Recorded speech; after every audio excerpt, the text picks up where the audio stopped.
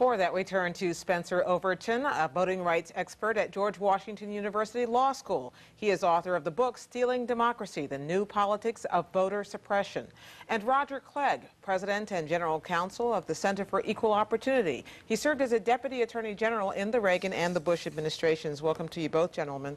Roger Clegg, we just heard Marcia explain that the court basically said that mid-decade redistricting is acceptable. Do you find you filed an amicus brief in favor of that position? Are you satisfied with what the court decided today? I am satisfied, basically because what the Supreme Court said was that most of what the Texas legislature did was okay.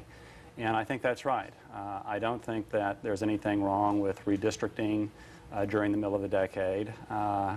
I don't think that there was any racial problem or ethnic problem with what the Texas legislature did either.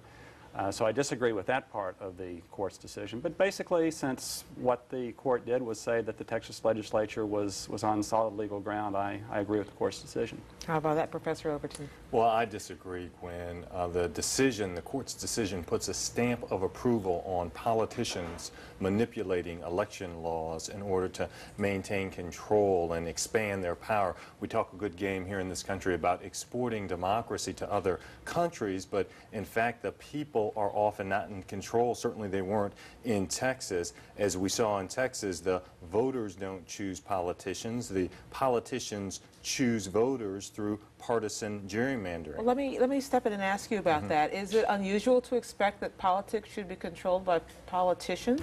And well, I think it is unusual. If you look at most other democracies around the world, we see that independent commissions actually redraw the districts when they're single-member districts. So, yes, certainly in Iraq there is an independent commission that administers elections in our newly formed Iraq. So, yes, it is unusual. But, you know, I wouldn't have a problem if the voters decided that they wanted districts to be redrawn by independent commissions. But that's not really the issue in this case. The issue in this case is whether courts should step in and try to take the partisanship out of politics. And I don't think there's any way you can take the partisanship out of politics. And just in response to that, I think that the court shouldn't turn a blind eye. In the one-person, one-vote cases, for example, the court got in and certain people said, well, this is just politics. The court shouldn't get involved, but the court stopped political manipulation in the one-person, one-vote cases. And as a result, right now we have that constitutional principle. So today the court missed an opportunity. the court also said today, it seemed today, one of the impact. Let me start again. The court, as an impact of its decision today, seemed to be basically giving more power to incumbents. If you're already there and you can redraw the lines to protect your party or your seat, it seems that it would be hard to unseat you. Is that part of what happened? Well, I think that's part of what happened, but you have to remember that I think a fair description of what was going on in Texas was that the Texas Republicans were undoing a much worse racial or political gerrymander that had been done in the 1990s by the Democrats to put the district lines more back into sync with what the voters in Texas wanted. Well, that's a chicken or egg question for you, you too, Professor. I would agree with Roger that, you know, it was wrong in the 1990s when Democrats did it, and it's wrong now when Republicans do it. Now, really the voters lose here. Politicians win out. As you mentioned, incumbents really do have a lot more power. How can voters hold politicians accountable if politicians are simply splitting up particular communities and eliminating competition by redrawing but the districts? court repeatedly, at first in the case in Pennsylvania, now again today, have said they don't seem to have a problem with that. Do you ever see relief coming from the High Court on this matter? Well, actually, 5 of the justices say that, you know, lawsuits can be brought in these matters. So the court's not out of it completely, but I would say that the court should have been stronger. This was a great opportunity. Partisanship was very evident, and this was an opportunity for the court to make a statement. Roger Clegg, is it possible to expect now that political parties in states across the nation will look at this decision and say, why, look at that. That district is changed by 10 people. Let's redraw the lines again. Every year, every other year, now that they have been told that it doesn't have to happen only every 10 years? Well, there was no law that was in place that said that it couldn't be done every year. But as Jim said in the introduction, That was just the tradition. I don't expect that tradition to change. It's messy and time-consuming and expensive and difficult to redistrict every year. If that does start to happen, I don't think that it makes sense, though, for the courts to step in and try to be a political referee on what are basically political questions.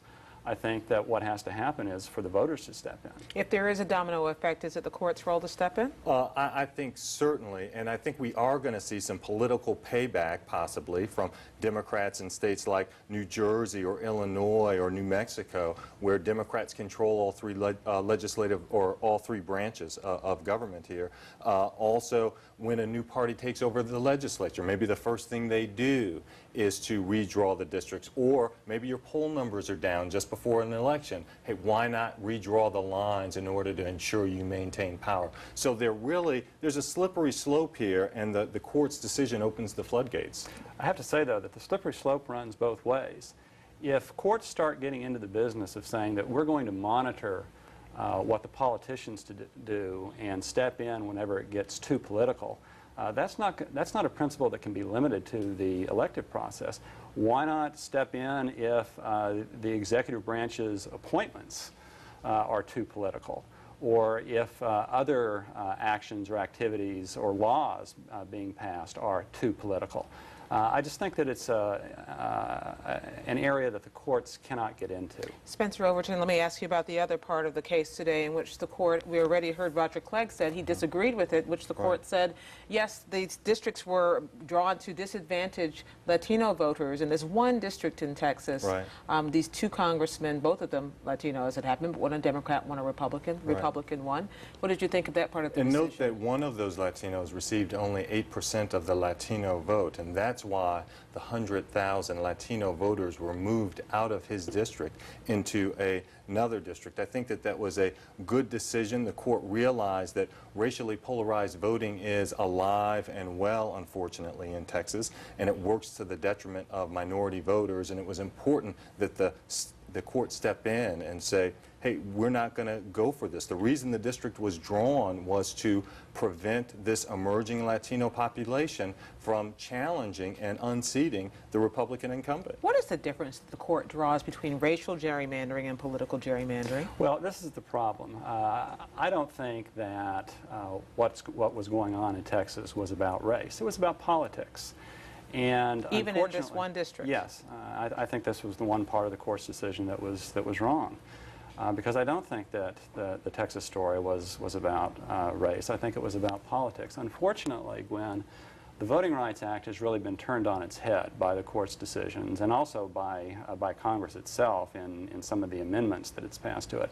It's no longer a statute about stopping racial discrimination. In fact, it's a statute that requires racial gerrymandering and racial discrimination and segregation by race of districts. And I think that this is a big problem not only in the courts, but it's also a problem that Congress is going to have to wrestle with as the Voting Rights Act comes up for reauthorization. So you're saying that the court, and I want you to respond to this, the court is enforcing a bad law?